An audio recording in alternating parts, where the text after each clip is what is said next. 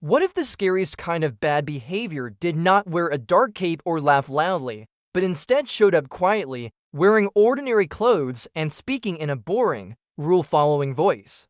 This strange idea makes the brain pause because we usually imagine evil as something dramatic, while Hannah Arendt asked whether it could sometimes look plain, dull, and almost invisible. She noticed that some terrible actions were done not by monsters who loved harm, but by people who seemed busy, obedient, and strangely empty of thought. That sounds confusing, because being obedient is often praised at school, at home, and in stories where rules seem to protect everyone. Arendt wondered what happens when following rules becomes more important than thinking about what those rules actually do to real people. Imagine a kid told to keep passing notes without reading them because reading would slow things down and asking questions would cause trouble.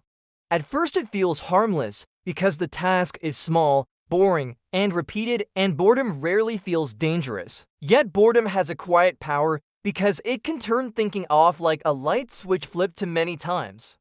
Arendt called this idea the banality of evil, which sounds fancy, but really points to something scary and ordinary at the same time. She was not saying evil is small or silly, but that it can grow inside routine, habit, and thoughtlessness. This creates a strange tension because we want bad things to be done by clearly bad people, not by neighbors who follow schedules. Kids feel this tension when someone says, "I was just doing what I was told," after something clearly feels wrong. Was the action wrong because of the result, or was it wrong because no one stopped to think in the middle? Arendt believed thinking itself, the slow and sometimes annoying habit of asking, "What am I really doing?" might be more powerful than loud anger. Thinking sounds gentle, yet here it feels like a form of courage. She noticed that when people stop talking to themselves inside their own heads, rules can walk around without being questioned. This does not mean rules are evil, which makes everything messier and harder to simplify.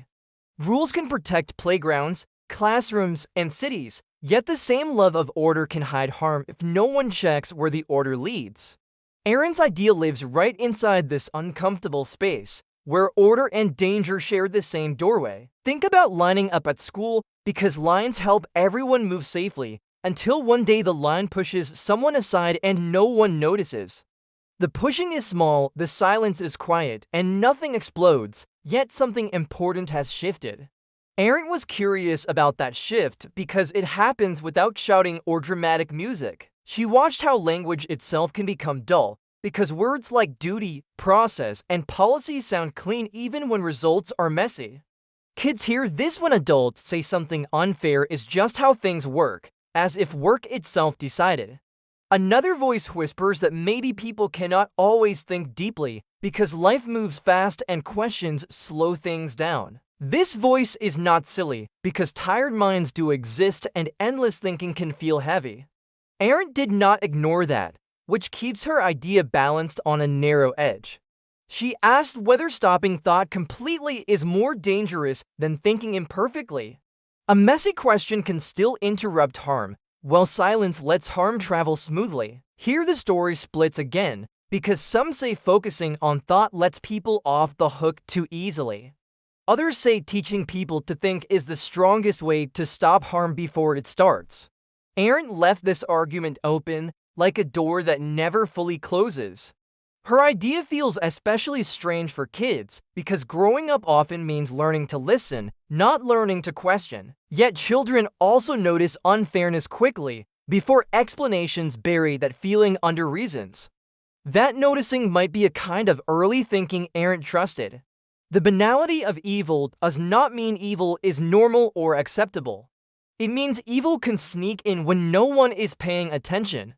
That makes paying attention sound heroic in a quiet way. Still, attention alone does not solve everything, which keeps the puzzle alive. People can think and still disagree, and disagreement does not magically disappear harm. Arendt seemed less interested in perfect answers and more interested in preventing empty obedience. She trusted the small pause where someone asks, "Should I really do this?" That pause does not shout, does not promise safety, and does not guarantee goodness, It simply opens space. And maybe that open space, where thinking refuses to sleep, is where the story of evil stops being simple, starts being unsettling, and quietly asks each reader what they might do next.